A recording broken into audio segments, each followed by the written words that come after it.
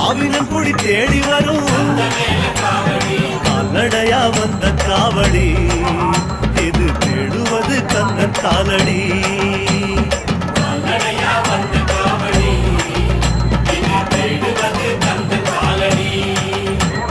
பழுத்த பழம் தேடுதப்பா பாலதண்ட பாணி கேட்ட நல்ல முத்து வேலனுக்கு ஞான பழம் கேட்டு வரும்